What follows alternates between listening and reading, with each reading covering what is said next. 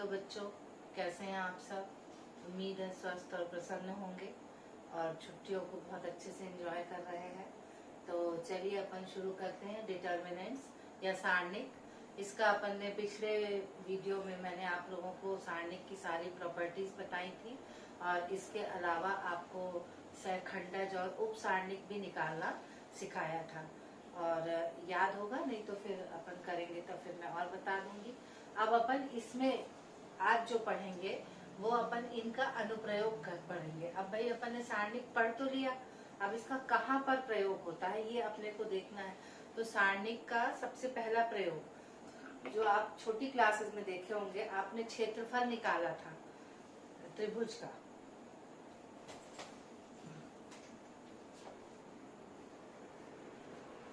याद करिए, x1 y1, x2 y2, x3 y3।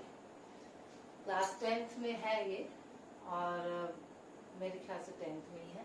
तो ये आपको याद होगा, क्षेत्रफल का अपन सूत्र लिखते थे x1/2 x1 y2 minus y3 plus x2 y3 minus y1 plus x3 y1 minus y2। ये था त्रिभुज का क्षेत्रफल। तो अगर तीन बिंदु दिए हैं तो अपन इस तरह से त्रिभुज का क्षेत्रफल निकालते थे, है ना। तो सारणिक का पहला अनुप्रयोग होता है त्रिभुज के क्षेत्रफल को निकालने में। अगर आपको बिंदु दिए हुए हैं तो आप सारणिक की इस मदद से किसी भी त्रिभुज का क्षेत्रफल निकाल सकते हैं, ठीक है। तो उसके लिए अपन ऐसा लिखते हैं इसको, x1 y1 1। चूंकि जो ये त्रिभुज का क्षेत्रफल है ये हमेशा धनात्मक होता है, इसलिए एक को अपन निरपेक्ष मान के चलते हैं ना। तो इसलिए इसको 1 ले लिए। ये x2 y2 1 और x3 y3 1। ये हो गया त्रिभुज के क्षेत्रफल का सूत्र, ये ऐसा, ठीक। अब ये याद रखना कि त्रिभुज का क्षेत्रफल का मान हमेशा क्या रहता है, धनात्मक, ठीक है। और जब हमको ये दिया हो त्रिभुज का क्षेत्रफल ऑलरेडी अगर दिया है, तब अगर हम सारणिक को हल करते हैं उस समय हम सारणिक का धनात्मक और ऋणात्मक दोनों मान ध्यान में रखते हैं। ये दोनों में अंतर है। देखो, क्षेत्रफल आंसर जब आता है क्षेत्रफल, तो क्षेत्रफल हमेशा क्या लेंगे, धनात्मक। पर यदि आपको क्षेत्रफल दिया हो, जैसे अपन को मान लो यहाँ पे कहीं पे k दिया है, हमको k का मान निकालना है, तब उस स्थिति में अगर वर्ग दे दिए हैं तो अपन उसका धनात्मक और ऋणात्मक दोनों मान लेकर उसको हल कर सकते हैं, ठीक है। तो ये दो चीज याद रखिएगा। 1 1 ले लेते हैं क्योंकि त्रिभुज के क्षेत्रफल का मान या कोई भी क्षेत्रफल हो, चाहे आयत हो, वर्ग हो, पंचभुज हो, षटभुज हो, कोई भी क्षेत्रफल तो हमेशा धनात्मक ही होगा ना, ऋणात्मक कैसे हो जाएगा। माइनस में तो कोई चीज नहीं नाप पाएंगे अपन, वो सिर्फ संख्या रेखा में टिक करने के लिए रहती है। नापने हमेशा क्या लेते हैं अपन, धनात्मक, ठीक है। तो ये हो गया। और तीसरी चीज अपन इसमें याद करो, तीनों बिंदुओं को समरेख सिद्ध करते थे ना। समरेख सिद्ध करने में क्या होता था, त्रिभुज के क्षेत्रफल को क्या सिद्ध कर देते थे अपन, 0, ठीक। तो उसी तरह अगर हम इस सारणिक के मान को 0 सिद्ध कर देंगे तो जो बिंदु है वो क्या सिद्ध हो जाएंगे, समरेख। आया समझ में। तो ये दो चीज अपन को यहाँ पर देखनी है। तो इस पे आधारित एक दो गणित अपन कर लेते हैं ताकि अपना कॉन्सेप्ट जो है वो क्लियर हो जाए, ठीक। चलिए, ये न्यूमेरिकल, फर्स्ट न्यूमेरिकल है एक्सरसाइज 4.3 का। इसमें आपको निम्नलिखित प्रत्येक में दिए हुए शीर्ष बिंदुओं वाले त्रिभुज का क्षेत्रफल ज्ञात कीजिए। तो आपको ये तीन बिंदु दिए हैं, आपको क्या निकालना है, क्षेत्रफल। तो सारणिक में अभी मैंने बताया था कि सूत्र है अपना, ये देखो, x1 y1 1, x2 y2 1, x3 y3 1। ये है इसका सूत्र, ठीक है। अब इसमें हमको क्या रखना है, मान। तो यहाँ अभी एक बार में लिख दे रहे, बाकी फिर आप लोग समझ जाएंगे। ये x1, ये x2 और ये x3। देखो, x1 equal to 1, y1 equal to 0, x2 equal to 6, y2 equal to 0, x3 equal to 4 और y3 इक्वल टू 3। ये मान है, ठीक है।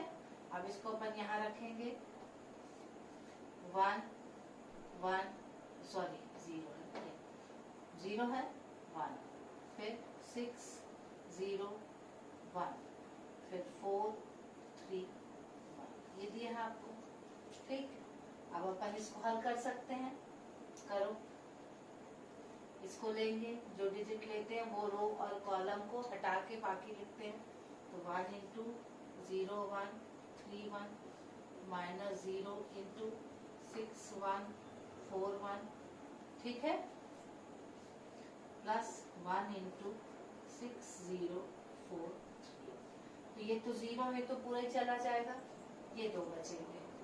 तो डेल इक्वल टू 1, ये देखो 0 1 जा 0 माइनस 3, ठीक है, ये पूरा गया, प्लस 1, ये छेदिया 18, 4 इंटू 0 0, ठीक, 10, ये 1 इंटू माइनस 3 तो कितना आ जाएगा माइनस 3, 18 एक 18, 18 में से 3 गया तो कितना आ जाएगा 15, ठीक है। तो 15 स्क्वायर यूनिट, वर्ग इकाई बोल देते हैं ना, चाहे कुछ भी, अब यहाँ मीटर हो, सेंटीमीटर हो, मिलीमीटर हो, कुछ भी हो सकता है, ठीक। तो ये आ गया 15, ये क्या आ गया इसका क्षेत्रफल। क्लियर हुआ।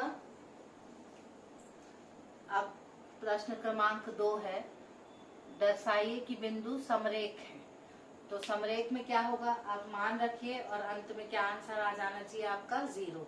अगर आंसर 0 आ रहा है मतलब बिंदु क्या हो जाएंगे समरेख। प्रश्न क्रमांक 3 देख लीजिए, k का मान ज्ञात कीजिए यदि त्रिभुज का क्षेत्रफल 4 वर्ग इकाई है जहां शीर्ष बिंदु निम्नलिखित है। तो शीर्ष बिंदु आपके दिए हैं K0 4 0 और 0 2। शीर्ष बिंदु दिए हैं K0 4 0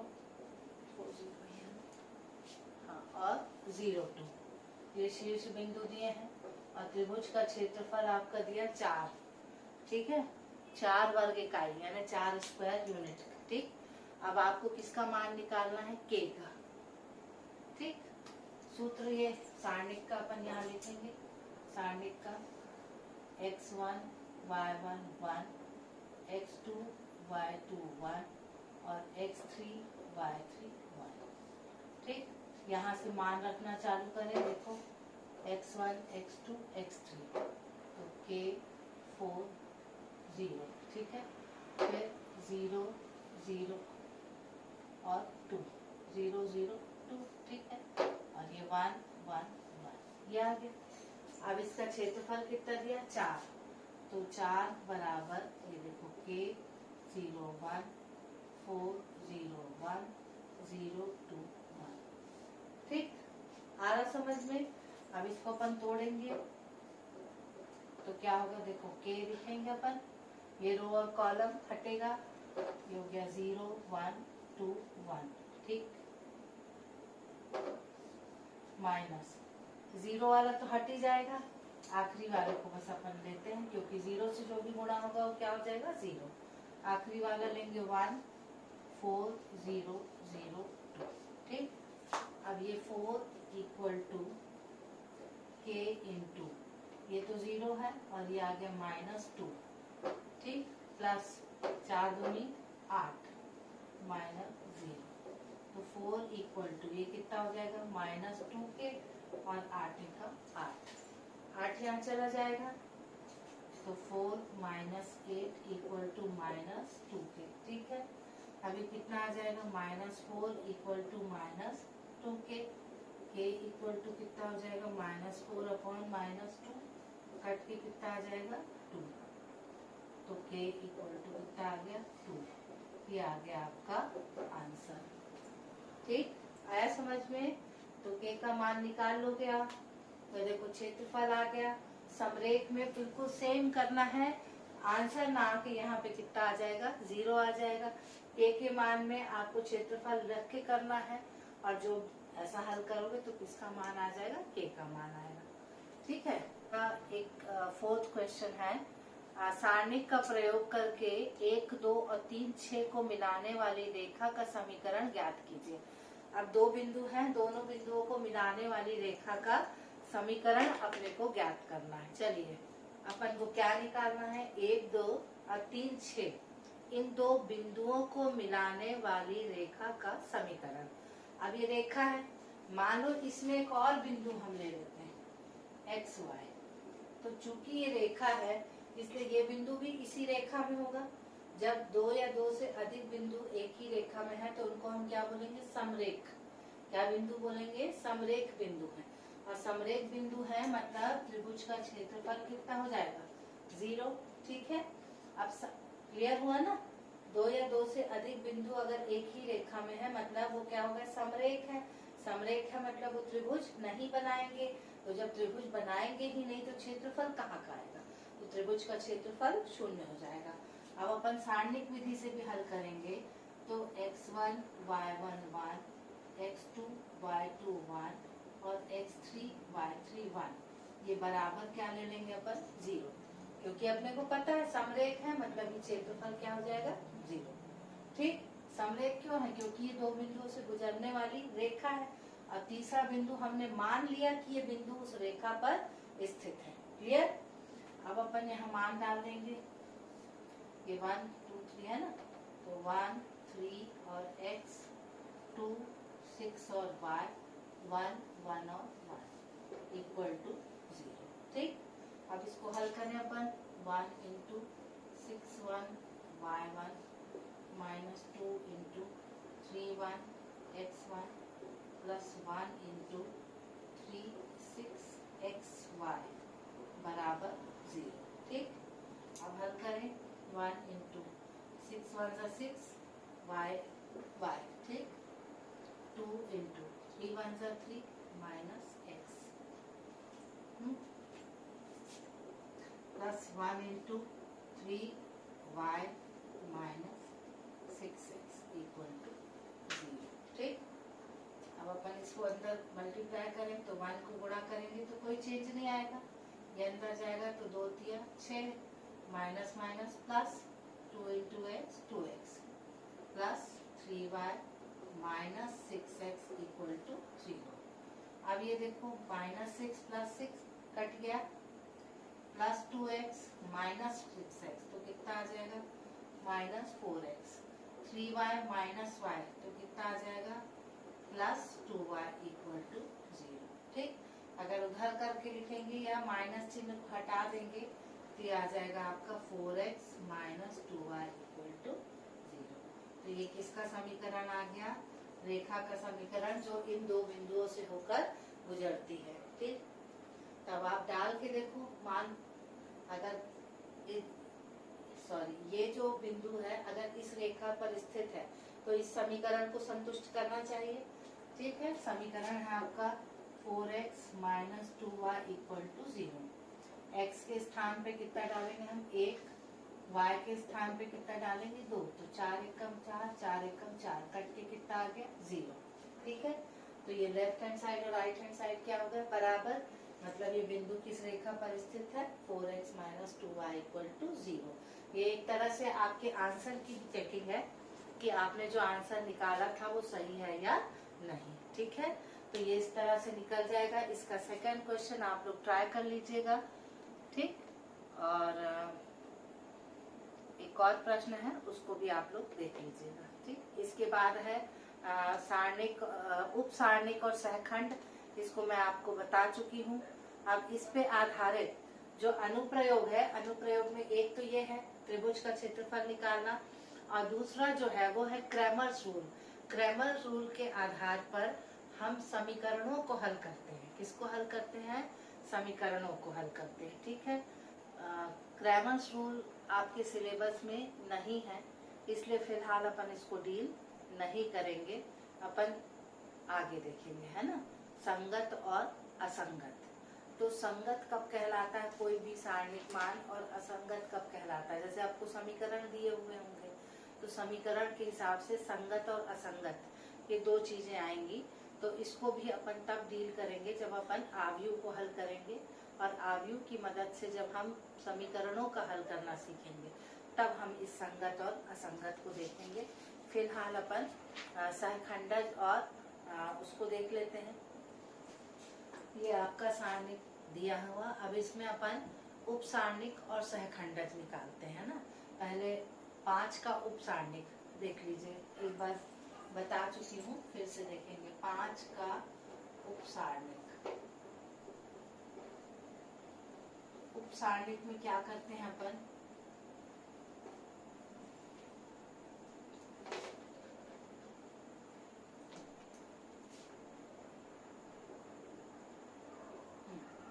जो 5 का जिसका निकालना है उसके साथ का रो और कॉलम हटा के बाकी लिखते हैं। तो ये रो और कॉलम हटेगा तो क्या आएगा 0 1 2 और 3। ये किसका उपसारणिक हो गया 5 का। अब 3 का उपसारणिक अगर निकालना है तो क्या करेंगे, ये रो और कॉलम गया, क्या बचेगा आपका 2 1 1 3। ठीक। अब 8 का उपसारणिक निकालना है तो क्या हो जाएगा, ये कॉलम और ये रो गया तो ये हो जाएगा 2 0 1 2। ठीक। अब इसको हल करते जाते हैं अपन। ये हो गया 0 -2, ये कितना हो जाएगा 2 3 6 -1 और ये हो गया 4 -0। ठीक। इसकी वैल्यू हो जाएगी -2, ये हो गया 5 और ये हो गया 4। ठीक। इसके उपसारणिक हो गए। ठीक। उसी तरह अगर 2 का उपसारणिक निकालना है, 2 का उपसारणिक निकालेंगे तो क्या आ जाएगा बेटा, देखो 2 है तो ये रो और ये कॉलम गया, क्या क्या बचेगा 3 8 2 और 3। ठीक है। हल करेंगे तो 9 और 16, 16 में से 9 गया कितना बचेगा -7। 2 का हो गया। अब 0 का उपसारणिक निकालो तो ये रो और ये कॉलम गया, क्या क्या बचा 5 8 1 3। ठीक है। 5 3 15 और 8, 15 में से 8 गया तो 7। ठीक है। अब 1 का उपसारणिक निकालो। 1 का उपसारणिक क्या है, ये रो और ये कॉलम, तो क्या बचा 5 3 है ना और 1 2। ठीक। करेंगे 5 2 10 3 1 3, कितना आ गया 7। क्लियर हो रहा है। जिसका निकालना है उस रो और कॉलम को हटा देना है, बाकी को लिख लेना है। जैसे 1 का निकालना है तो ये रो और ये कॉलम गया, क्या बचा 5 3 1 2। ठीक। ये आ गया, इसका हुआ 7। अब नीचे वाले का देख लेते हैं अपन, एक का, इस एक का निकालना है ना, इस एक का उपसारणिक क्या होगा बताओ, ये रो गया और ये कॉलम, क्या बचा 3 8 0 1, 3 8 0 1, क्या हुआ 3 1 3 -0, कितना बचा 3। अब 2 का निकालेंगे, 2 का उपसारणिक 2 है, ये रो गया और ये कॉलम। ठीक। 5 8 2 1 बचा, 5 8 2 1, 5 1 5 8 2 16, कितना बचेगा -11। अब आखिरी अपना बचा क्या 3। अब 3 का उपसारणिक अपन निकालेंगे तो ये रो और ये कॉलम गया, 5 3 2 0 बचेगा, क्या बचेगा 5 3 2 0, तो 0 -6, तो कितना आ गया -6। ठीक है। अब अपने को क्या निकालना है, सहखंडज। क्या निकालना है अपने को, सहखंडज। ठीक। अब अपन को सहखंडज का फॉर्मूला याद होगा, तो ये था -1 i + j m_i_j, मतलब जो भी उपसारणिक निकला है उसको अपन -1 i + j से मल्टीप्लाई कर देंगे। और i और j क्या है, i बताता है कि कौन से रो में है और j बताता है कौन से कॉलम में है। मतलब जो i है वो रो को क्या बोलते हैं अपन, पंक्ति, और j किसको, स्तंभ को बताता है। ठीक है। तो अब 5 को किसका स्थान बताएगा, ये जिसका हम उपसारणिक बना रहे हैं उसका स्थान। तो 5 का स्थान कहाँ पे, देखो पहला रो और पहला कॉलम, तो i भी 1 हो गया और j भी 1 हो गया। उसमें मैंने तुम लोगों को सिखाया था कि i और j का योग देख लेना, अगर सम संख्या आ रहा है तो इसके चिन्ह में परिवर्तन नहीं होगा। इसमें जब हम सहखंडज निकालते हैं तो सहखंडज में सिर्फ चिन्ह का परिवर्तन होता है, बाकी कुछ नहीं होता। देख लो -1 i + j m_i_j। ठीक। अब इसको करके देख लेते हैं। चलो यहाँ से देखो, 5 का सहखंडज है ना, कोफैक्टर बोलते हैं अपन इसको। तो 5 का फैक्ट लेंगे तो 5 कहाँ स्थित है देखो, पहला रो और पहला कॉलम। तो आई भी 1 है और जे भी 1 है, और इसका उपसारणिक मान कितना है -2। तो ये कितना हो जाएगा, 1 और 1 कितना हो गया 2, ठीक है। तो ये हो जाएगा -2, क्योंकि ऋण का जब घात में सम संख्या होती है तो उसका मान क्या हो जाता है, धनात्मक। तो हो गया -2। अब अपन 3 का निकालेंगे, 3 का कोफैक्टर तो हो जाएगा -1। अब 3 कहाँ स्थित है देखो, पहला रो और सेकंड कॉलम। तो 2 और 1 क्या हो गया 3। 3 कैसी संख्या हो गई, विषम संख्या हो गई। तो यहाँ पे देखो ये क्या +5, तो कितना हो जाएगा यहाँ पे -5, क्योंकि 1 + 2 और ये क्या हो जाएगा 5। तो 3 हो गया। आ रहा समझ में। इसका स्थान बस देखते जाओ, क्या देखना है, इनका स्थान देखना है ना। सम और विषम देख के आपको चिन्ह बदलते जाना, ठीक। अब 8 का देखो, 4 है, 8 कहाँ स्थित है देखो, पहला रो और तीसरा कॉलम। तो 1 और 3 कितना हो गया 4। 4 सम है या विषम है, सम है ना। तो यहाँ पर इसके चिन्ह में परिवर्तन नहीं होगा। तो 8 का कोफैक्टर कितना हो गया तुम्हारा 4, ठीक है। अब 2 का क्या होगा देखो, 2 कहाँ पे है, दूसरा रो और पहला कॉलम। तो 2 और 1 3। 3 क्या हो गया, सम की विषम, विषम है। तो 2 के इसका चिन्ह बदल जाएगा, विषम संख्या में चिन्ह बदल जाएगा। तो ये कितना हो गया प्लस। तो 2 का कोफैक्टर 7। अब शून्य का, शून्य कहाँ पे स्थित है देखो, सेकेंड रो और सेकेंड कॉलम। तो 2 और 2 4। 4 क्या हो गई, सम संख्या। तो इसमें इसका चिन्ह में परिवर्तन नहीं हो गया। शून्य का कोफैक्टर कितना हो गया 7। अब 1, ये तीसरा है, 1 कहाँ पे स्थित है देखो, सेकेंड रो और थर्ड कॉलम। तो 2 और 3 5 हुआ। 5 सम है या विषम है, तो विषम है। तो इसका चिन्ह का परिवर्तन हो जाएगा। ये 7 को क्या हो जाएगा -7। कितना हो गया ये -7, ठीक है। अब 1 का फिर ये देखो, ये वाले का, इस 1 का, ये कहाँ पे है, तीसरे रो में और पहला कॉलम। तो 3 और 1 4। तो ये 4 हो गया, मतलब इसके चिन्ह में परिवर्तन नहीं होगा। तो 1 का कोफैक्टर कितना हो गया 3। अब ये कहाँ है 2। 2 कहाँ पे स्थित है देखो, थर्ड रो और सेकंड कॉलम। तो 2 और 3 5। 5 क्या हो गया, विषम संख्या है। तो इसके चिन्ह में परिवर्तन होगा। तो ये -11 है, तो क्या हो जाएगा +11। किसका कोफैक्टर है ये 2 का, ये हो गया 11, ठीक है। अब ये 3 कहाँ पे है देखो, तीसरा रो और तीसरा कॉलम। तो ये इसके चिन्ह में परिवर्तन नहीं होगा, क्योंकि 3 और 3 6।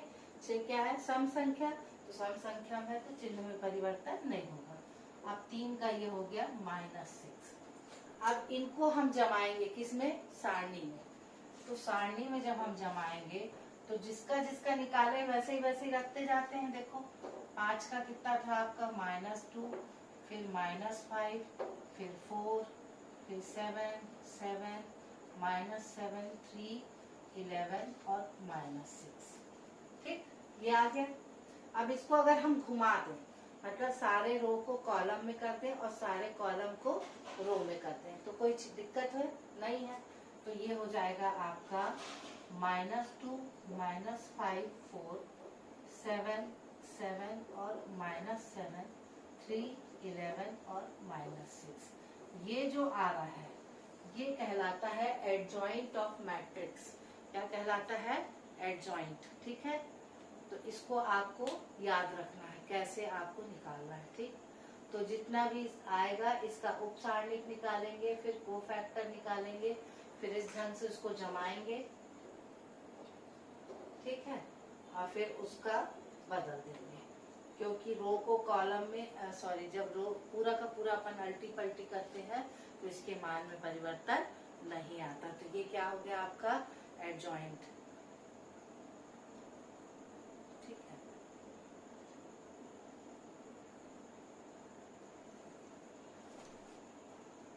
तो 4.4 में आपको सब में अवयवों के उपसारणिक और सहखंड निकालना है।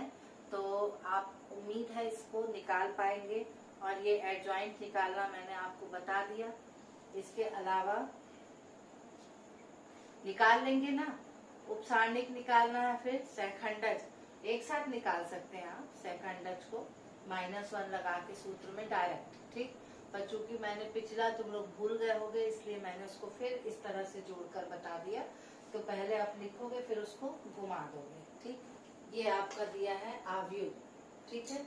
अब इस आव्यूह में अपन ने अभी निकाला था जैसे कोफैक्टर, तो जैसे पहले का निकालेंगे तो पहले का हम दर्शाएंगे A11 से, ठीक है। तो A11 से करेंगे, इसका रखेंगे तो किससे हो जाएगा A12 से, इसका निकालेंगे तो A13, इसका निकालेंगे तो A21, इसका निकालेंगे तो A22 और इसका निकालेंगे तो A23, तीसरे का निकालेंगे तो A31, A32 और A33। ये इसके क्या निकले अपने सहखंडज, इनको जमा दिए। अब जब इनको पलटेंगे अपन एडजॉइंट ऑफ ए जो लिखते हैं उसको पलट के लिखेंगे तो ये आ जाएगा A11, A12, A13, A21, A22, A23, A31, A32 और A33, ठीक। ये इसका सिंबॉलिक रिप्रेजेंटेशन है, ठीक है। और इसके अलावा एक चीज और है, आपको इनवर्स निकालना है, ठीक। किसी भी चीज का इनवर्स एग्जिस्ट करता है या नहीं, ये इस बात पे डिपेंड करेगा कि जब हम इस किसी भी आव्यूह का सारणिक मान निकालेंगे। सारणिक मान मतलब जैसे आपको कोई भी आव्यूह दिया है A बराबर 2, 3, 1, 4, मान लो ये दिया है, ये आव्यूह है। आव्यूह को आप फैला नहीं सकते पर सारणिक को आप आसानी से फैला सकते, ठीक है। तो अपन इसको सारणिक मान में लिखेंगे तो ये हो जाएगा 2, 3, 1 और 4। और सारणिक मान को हल करेंगे। अगर ये सारणिक मान जो है ये 0 के बराबर नहीं है, ये 0 के बराबर नहीं है, तब आपका A इनवर्स का अस्तित्व होगा। अगर D का मान 0 के बराबर नहीं है तो ही A इनवर्स का अस्तित्व होगा। अगर D का मान 0 के बराबर है तो A इनवर्स का अस्तित्व नहीं होगा, ठीक है। तो इसको याद रखिएगा आप लोग, ठीक। तो A इनवर्स को निकालने का सूत्र है A inverse equal to adjoint of A upon determinant form of A। ये सूत्र है, इसको आप लोग याद रख लीजिएगा, ठीक। किसका फॉर्मूला है A इनवर्स का adjoint of A upon determinant form of A। Exercise 4.5 का क्वेश्चन नंबर 2, इसमें आपको एडजॉइंट ऑफ A निकालना है। तो इसके माध्यम से और एक बार अपन समझ लेते हैं कि एडजॉइंट ऑफ A हमको कैसे निकालना है ताकि आपको क्लियर हो जाए। A इनवर्स और एडजॉइंट ऑफ A निकालने की जो मेथड है उसको आप अच्छी तरीके से सीख लीजिए, क्योंकि परीक्षा के दृष्टिकोण से ये परीक्षा में जरूर आता है। तो आपको इसको ध्यान से समझना और सीखना है और इसकी प्रैक्टिस करना है ताकि एग्जाम में आपसे किसी तरह की कोई गलती ना हो, ठीक है। अब अपन 1 का निकालेंगे तो अपन डायरेक्ट यहाँ कोफैक्टर निकाल लेते हैं, कोफैक्टर ऑफ 1। तो 1 का क्या होगा देखो, -1, पहला रो पहला कॉलम है तो 1 + 1 और ये क्या हो जाएगा 3, 5, 0, 1, ठीक है। कितना होगा देखो, ये तो प्लस हो जाएगा, 3 1 जा 3 और 0, ठीक है। तो कितना आ गया आपका 3। अब दूसरे का निकालें अपन कोफैक्टर ऑफ -1। तो -1 का क्या होगा देखो, फर्स्ट टू सेकेंड कॉलम तो 1 + 2, ठीक है। ये हो जाएगा 2, 5, -2 और 1, तो 2 1 जा 2 और ये प्लस कितना हो गया 10, तो कितना आ गया यहाँ पे 12। अब फिर अपन निकालेंगे कोफैक्टर ऑफ 2। तो कोफैक्टर ऑफ 2 कितना हो जाएगा देखो, ये रो और कॉलम फिर गया तो -1 देखो, फर्स्ट रो और थर्ड कॉलम तो 1 + 3, ठीक। तो ये हो जाएगा 2, 3, -2 और 0, तो ये 0 हो गया और ये 6, ठीक। अब यहाँ पे माइनस आएगा, याद रख लेना, इसमें साइन चेंज होगा, इसमें नहीं होगा। अब 2 पे आते हैं, कोफैक्टर ऑफ 2। तो इसको 2 है ना, तो ये फर्स्ट सेकेंड रो और फर्स्ट कॉलम, तो ये -1 2 + 1 हो गया। कॉलम में ये दोनों गया तो कितना आया, -1 2 0 और 1, तो ये हो गया -1 और 0, तो ये माइनस और ये भी माइनस, तो कितना हो जाएगा प्लस। ठीक है, अब अपन ये 2 गया, अब कितना आ गया 3, तो कोफैक्टर ऑफ 3 सहखंडज। ठीक है, तो -1 3 कहाँ पर है, देखो भाई सेकेंड रो और सेकेंड कॉलम, तो 2 + 2, सेकेंड रो सेकेंड कॉलम, तो बाकी बचेगा 1 और 2 और -2 और 1, तो 1 1 सा 1 और ये हो गया +4। ये देखो 2 + 2 4 है, तो प्लस हो जाएगा, तो 4 और 1 यहाँ कितना आ गया 5। ये सब डिजिट्स को गोल घुमा देती हूँ ताकि अपने को डिजिट याद दिखते रहे, है ना। अब 3 हो गया, अब कहाँ आ गया अपन 5, कोफैक्टर ऑफ 5, तो 5 कहाँ पर स्थित है देखो बताओ, सेकेंड रो और थर्ड कॉलम, तो सेकेंड रो और थर्ड कॉलम 2 + 3 कितना हो गया 5। क्या है ये, विषम संख्या, तो चिन्ह में बदलाव होगा। ठीक, अब ये छूटा, तो ये आके आपका होगा 1 -1 -2 और 0। ठीक, तो ये हो जाएगा 0 और ये हो जाएगा +2, तो +2 और माइनस, तो कितना हो जाएगा ये -2। ठीक, अब किसका आएगा -2, तो कोफैक्टर ऑफ -2 कितना आ जाएगा -1 टू द पावर। अब ये कहाँ देखो, थर्ड रो और फर्स्ट कॉलम, थर्ड रो और first column, third row first column, तो ये हो गया -1 और 2 3 और 5, तो हो गया -5 और -6, कितना हो गया -11। ये 3 और 1 4 है, 4 क्या सम संख्या, तो इसका चिन्ह नहीं बदलेगा। ठीक, अब किस में आएंगे अपन 0 पे, तो कोफैक्टर ऑफ 0 कितना हो जाएगा, देखो 0 कहाँ पे है भाई, थर्ड रो और सेकंड कॉलम, तो थर्ड रो सेकंड कॉलम छोड़ दो, वो रो और कॉलम कितना बचेगा 1 2 2 और 5, तो ये देखो 5 एकम 5 -4, यहाँ देखो 5 है पावर में, तो माइनस हो जाएगा क्योंकि विषम संख्या है, तो विषम संख्या तो यहाँ पे चिन्ह बदल जाएगा, तो कितना आ जाएगा ये -1। अब लास्ट किसका निकालना है हमको, कोफैक्टर 1 का, कोफैक्टर ऑफ 1 इक्वल टू -1। अब ये कहाँ स्थित है देखो, थर्ड रो और थर्ड कॉलम, तो 3 + 3, ये दोनों को छोड़ देंगे, बाकी बच्चे को लिखोगे 1 -1 2 और 3। ये देखो 3 और 3 6, 6 क्या होती सम संख्या, तो यहाँ पे चिन्ह में परिवर्तन नहीं होगा, 3 एकम 3 और ये हो गया +2, तो कितना आ गया 5। ठीक, अब अपन इनको लिखें, तो लिखेंगे पहले अपन, तो कैसा लिखेंगे, ये देखो जो जो आया है उसको लिखते जाए पहले, है ना। 3 -12 6, फिर है आपका 1 5 और -2, फिर क्या है आपका -11 -1 और 5। ये आया है हल करके। अब हमको क्या लिखना है, एडजॉइंट ऑफ ए। ठीक है, एडजॉइंट ऑफ ए लिखना है, तो हम क्या करेंगे, इसको पलट देंगे। क्या करेंगे, इसको पलट देंगे, रो को कॉलम में और कॉलम को रो में। तो ये रो है कहाँ बदल जाएगा, कॉलम में। 3 -12 6 1 5 -2 -11 -1 और 5। ये क्या आ गया, एडजॉइंट ऑफ ए। ठीक है, अगर आपको निकालने बोलता है ए इनवर्स, क्या बोलता है ए इनवर्स, तो उसका सूत्र होता है एडजॉइंट ऑफ ए अपॉन सारणिक मान। किसका, ए का सारणिक मान। तो ए का सारणिक मान निकाल सकते हैं अपन, कितना निकलेगा, इस हिस्से को मिटा देते हैं, ये तो आप लोग देख लिए हो, है ना, और इसको कई बार मैं समझा चुकी हूँ।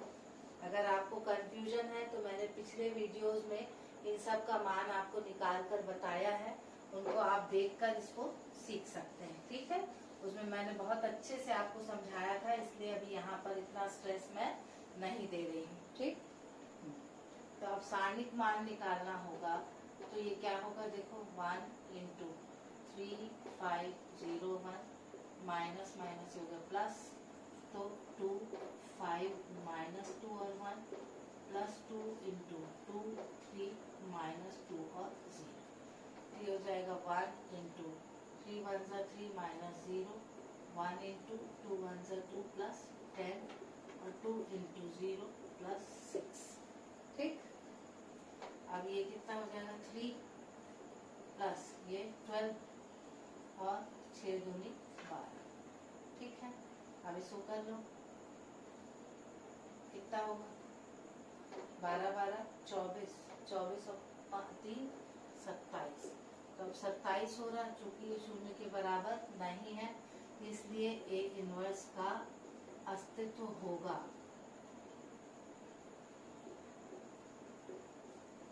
याद रखना, एग्जाम में जब भी या वैसे भी जब भी तुमको ए इनवर्स निकालने आए तो सबसे पहले तुमको सारणिक मान निकालना पड़ेगा ए का, फिर देखना पड़ेगा कि वो 0 के बराबर है या नहीं। अगर वो 0 के बराबर होगा तो अस्तित्व नहीं होगा ए इनवर्स का, और अगर 0 के बराबर नहीं होगा तो ही ए इनवर्स होगा, इसका अस्तित्व होगा। तो ए इनवर्स का सूत्र ये है, adjoint of A upon determinant form of A.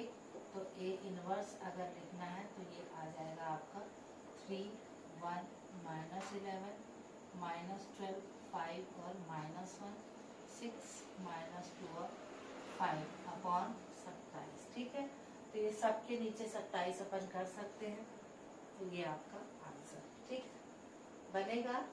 तो इसको कर लीजिएगा आप लोग, और जो भी एक्सरसाइज वगैरह है इसमें इसको कोशिश कीजिए, और नहीं बनेगा तो मैं आपको बताऊंगी। आज के लिए बस इतना ही। तो इससे रिलेटेड जितने भी न्यूमेरिकल्स आप लोग कर सकते हैं, जैसे त्रिभुज का क्षेत्रफल निकालने वाला था, के का मान निकालने वाला था, दो बिंदुओं से गुजरने वाली रेखा का समीकरण निकालना था, इसके अलावा एडजॉइंट ऑफ ए निकालना है या ए इनवर्स निकालना, ये तो बिल्कुल सीधे सीधे गणित है। तो ये 3 प्रश्नावली मिलाकर इतने सारे जो गणित हैं इनको आप करने का प्रयास कीजिए, और बाकी जो होगा वो हम नेक्स्ट क्लास में करेंगे। थोड़ा सा दिक्कत ये हो रही है कि मैंने इसमें आव्यूह को आपको पहले अभी नहीं पढ़ाया है। जब हम आव्यूह भी पढ़ लेंगे तो इस पूरे चैप्टर का और जो आखिरी एक्सरसाइज है उसको भी करना आपके लिए सुविधाजनक हो जाएगा। जब तक आप आव्यूह नहीं पढ़े हैं तब तक जितना भी इसमें से आपसे बन सकता है आप इसको कीजिए। नेक्स्ट अपन आव्यूह से स्टार्ट करेंगे, ठीक है। तब तक stay healthy and be safe.